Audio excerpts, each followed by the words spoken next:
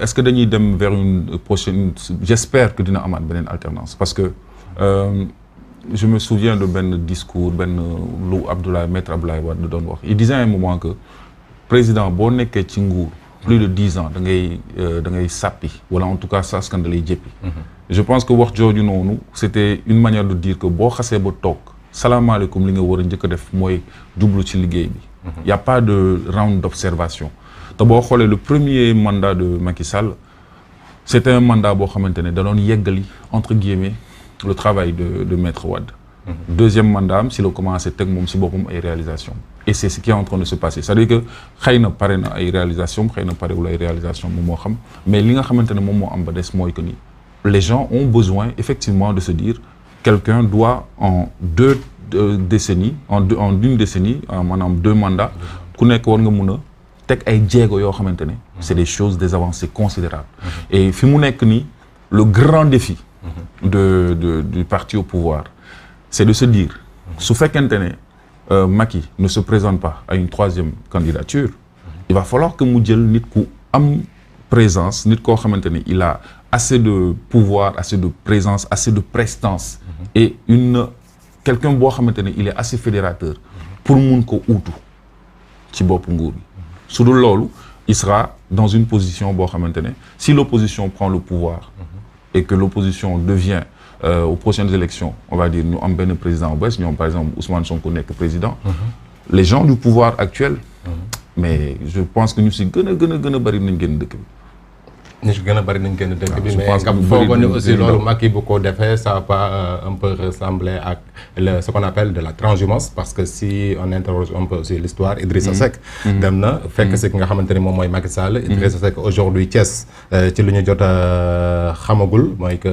Benno Bokk Yaakaar dañ leen fa gagné Bamba Fall récemment bi nga xamante ni rejoindre dans la coalition aussi gis nañu aussi que ni Médina tamit daf ko perte mu mel ni que ni c'est cette maturité là peuple sénégalais aujourd'hui moo am soif d'un changement wala moo bëgg beneen façon defin politique moo am leneen lu bees loo xamante ni moom la bëgg je pense que loolu leçon boobu je pense que les politiciens doivent dañ ko war a mokkal mooy maanaam transhumance kenn mooy jóge ci benn parti A dem benn parti B mais du yóbbaale kenn moom dong mooy dem pour ay intérêt boppam parce que nit ñi seen bopp ils ont commencé à se dire mais pourquoi may fal nit ki pour mu nekk sama maire wala sama député ma fal ko gëm programme am parce que moom laa gëm c'est-à-dire que je ne comprends pas lu tax par exemple nit ñi war a dem voter Bamba Fall alors que mënoon nañ voter Macky Sall ba pare Bamba Fall jugee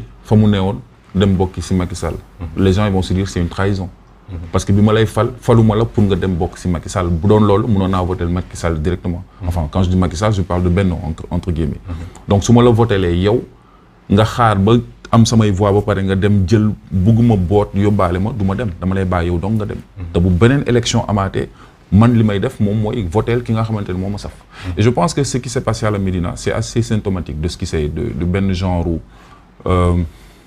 juboo mais union de façade mooy maanaam diggante Bamba Fall Messi mooy Cheikh Ba ak Seydou comment ça Seydou Gueye xam nga ñoom ñëpp ce sont des gros xam nga ñoo xamante ne des grosses pointures ñu doon xëccoo Médina n'est-ce pas mais boo xoolee si seen biir dañ doon taxaw parce que la preuve amoon na benn incident bu amoon juste ci booru ci fin wu campagne bi seen bi ci benn meeting bu amoon Médina n'est-ce pas donc gars yi dañu doon taxaw mais taxawaayu siisu donc ils se disent que tant qu'à faire au lieu may voter laat Bamba Fall je préfère voter keneen waa Benno laa wax de dañoo am benn genre guerre de positionnement bu am seen biir c'est la raison pour laquelle Bamba a perdu Médina la raison majeure léegi ci yeneen bërëb yi yeneen endroit yi effectivement képp ko Idrissa Seck ce qu'il a fait c'est même pas Idi en tant que tel parce que Idi déjà ci élection locale il y avait ce problème mais Yankoba Diattara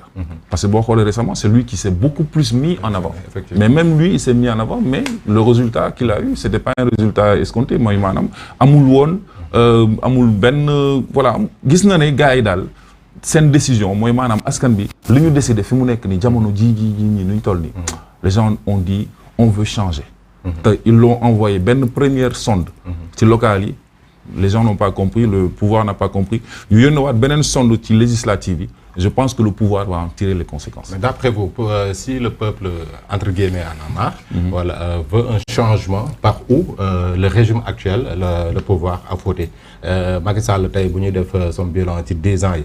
tey peuple bi ana tey lan moo war a tax tey. ñu ne doyal nañu wala ñu lancer en tout cas message alerte. Qu'est-ce qui ne va pas dans ce pays? xoolal Touba. bu dee par exemple da ngay basé wu ci Touba Macky Sall tabaxal na leen hôpital. defal na leen je sais pas aéroport je sais plus université. En tout cas def na Ila Touba n'est-ce pas. Il a vraiment mis les moyens pour conquérir Touba.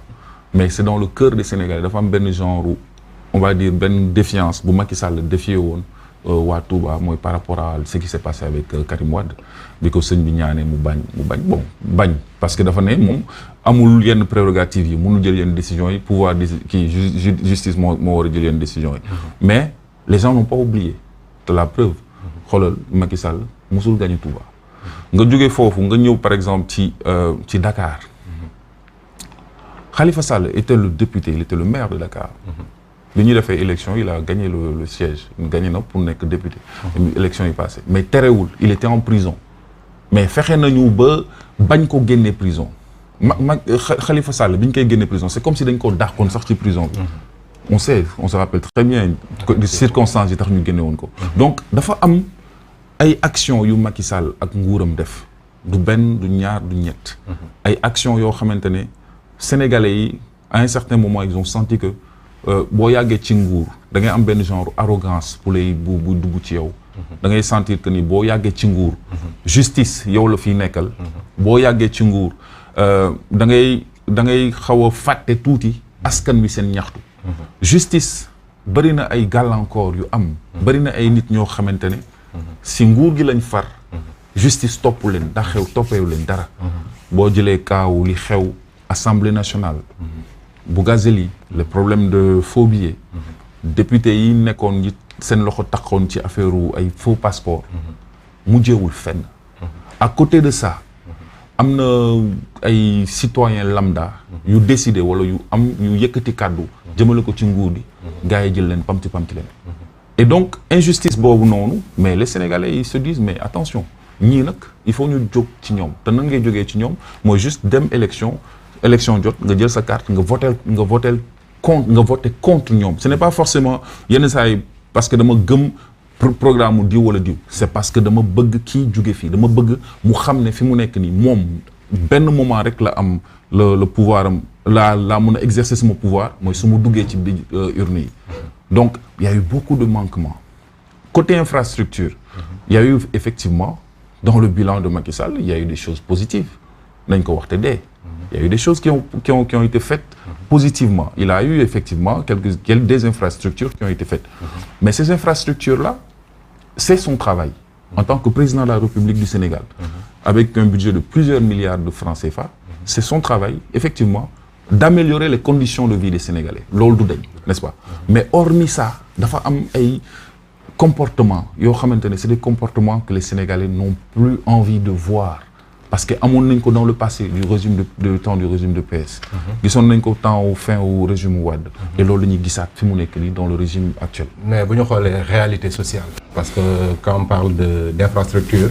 on sait qu'aujourd'hui la réalité ici au Sénégal mooy que la vie est très chère. oui da ngay dégg chaque jour nit ñi di koy wax. c'est pas qu'au Sénégal les denrées alimentaires. oui chaque jour c'est pas qu'au Sénégal aussi. c'est pas qu'au Sénégal d'accord c'est le monde mais en tout cas ici au Sénégal dañu koy sentir bu baax a baax location bi. gis nga ni mu chéré. absolument chaque jour nga xëy ñu ne la lii yokku na. et puis gis ñu aussi benn jéego boo xamante ni essayé nañ ko def pour alléger un peu la souffrance de la population. absolument mais loolu c'est des choses yoo xamante ne. képp ku fi mënti toog. dans la situation bi monde bi toll nii. tu vas être confronté à cette situation. parce que am na ay par exemple la crise bi xew en Ukraine et en Russie. ça impacte le monde entier mënuloo ci dara parce que Sénégal dañu bëgg mburu da ngaa bëgg mburu doo bay blé. fan la mburu mi di jógee fooy defaree farine. à qui la faute bu ñu bayul blé. oui bon ça c'est d'autres questions mais ce que je veux dire c'est que le fait est que Macky dem na ba xam nga waxtaan ak ñoom Zelensky waxtaan ak Poutine pour ñu libérer blé bi. mais hormis le blé.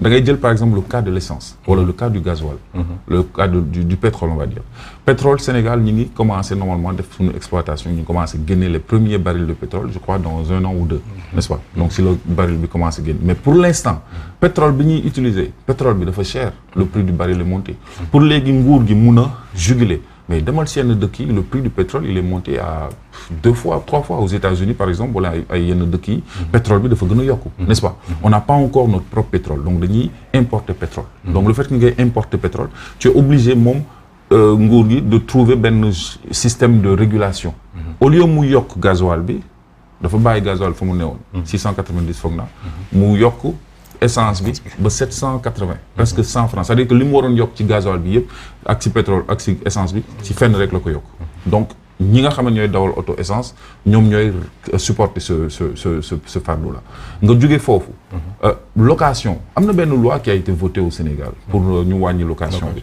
mais ça a été mal fait ça a été fait pour plaire à une certaine tranche de la population mais les Sénégalais n'ont pas enfin la réplique en tout cas des propriétaires mooy que ni suñuy wàññi location day fekk suuf wàññeeku fer wàññeeku ciment wàññeeku mais mënuñu yokk yooyu ba pare ñu bëgg ñu wàññi suñu location donc il y a eu benn genre système boo xamante ne propriétaires yi dañoo contourner loi bi nan lañ ko contourner da ngay jékki-jékki sa propriétaire ne la ah sa waay danga bëgg a defaraat kër gi de donc dama la may peut-être 1 mois pour nga wuti feneen kër gi bu dee yaa ngi fay 100 000 francs mu ne léegi dama koy defaraat donc 100 000 francs yi normalement ci loi bi daf ko waroon wàññi ba ngay fay 80 000 francs moom mu jékki-jékki jëlee la fa xam nga bu la fa jëlee léegi yow nga keneen ñëw 100 000 francs yi mu doon fayeeku su ko yekkee su ko neexee sax yokk ko te du am dara loo xamante ne dina wane ne effectivement il a le droit de yokk ko wala bañ ko yokk donc c'est quelque chose boo xamante ne ça a été mal négocié nga jóge ci loolu nga jóge ci prix ou denrée de première nécessité mais c'est pareil tey jii nii y a le panier de la ménagère fi nga doon joxe par exemple 5 000 francs dépenses par jour léegi ay 8 000 francs wala ay 10 000 francs nga joxe par jour. gis naa la temps nga jënd benn sandwich nga def benn vidéo. oui parce que tu rek disais que non pourquoi may jënd sandwich à 1000 francs. à 1000 francs exactement. c'est ce que vivent les Sénégalais. il y a des pères de famille qui vivent des situations pires que ça. Ouais. Il y a des pères de famille yoo xamante ne pour joindre les deux bouts c'est tout un problème donc ça veut dire que on est dans une crise boo xamante ne loolu yëpp ça ne joue pas en faveur du gouvernement parce que état bi. instant bi may wax ak yow nii il n'a pas les moyens de baisser le coût de la vie à un certain niveau ce n'est pas possible j'ai vu hier ou avant-hier que la France a donné à la Côte d'Ivoire une subvention de 150 milliards de francs CFA pour jàppale leen pour ñu alléger le coût de la vie mais bon ça c'est un business boo xamante ne li xew ci suuf mooy que ni ils ont découvert en Côte d'Ivoire beneen gisement de pétrole donc si tu veux c'est un business boo xamante ne soi-disant dañ leen di lebal dañ leen di may xaalis pour jàppale leen mais au final c'est des deals qu'il y a en dessous donc instant bi nii l'État n'est pas en mesure concrètement wàññi coût de la vie ba mu am fu mu toll parce que moom ci boppam il faut mu subventionner dañ leen ne essence maanaam le gasoil et l'essence état bi daf koy subventionner ak yeneen yoo xamante ni subvention état bi moo si dugg te impôts yi ñuy war a fay les impôts n'ont pas augmenté mais cependant ce qui est assez dérangeant dans l'histoire c'est qu'il y a 2 ou 3 jours avant les élections législatives ñu ngi dégg ne président Macky Sall dafa yokk salaire ay fonctionnaires. Des fois c'est un peu contradictoire hein, tu ne comprends pas voilà si on dit que ni mënuñ ci def dara et puis on voit ay infrastructures on voit aussi tamit que ni train de vie bu état bi dafay gën a diis am na ay construction yu ñuy lancer ay chantiers yu ñuy lancer yoo xamante ne ñu ngi say def xaalis boo xamante ne à vrai dire peut-être que ce n'est pas le plus urgent actuellement. ñu ngi toog tabax corniche bi c'est vrai c'est beau c'est joli ñu ngi koy defaraat ay aménagement mais milliards yi ñu fay defee li ñuy dugal foofu. xajoon na feneen. enfin je dis lu nekk ak lii ak priorité il faut savoir lan mooy priorité wu sa réew. tu vois hormis le coût de la vie hormis tous ces problèmes là. enfin voilà tous ces problèmes là lan lay wane. day wane benn problème de communication. réel bu am diggante nguur gi ak population bi dafa am benn distance benn manque de communication voilà. ou bien manque de communication ou il communique très mal il communique très très mal et communiquer mal justement c'est comme justement ne pas occuper l'espace c'est-à-dire que tey jii nii exemple bu ndaw simple laa lay jox seetaanal débat télévisé yi am ñiy représenter nguur yi. tu as l'impression que ñiy wax au nom de l'opposition yenn saa yi ñoom ñooy gën a pertinent ñiy war a ñëw défendre nguur gi.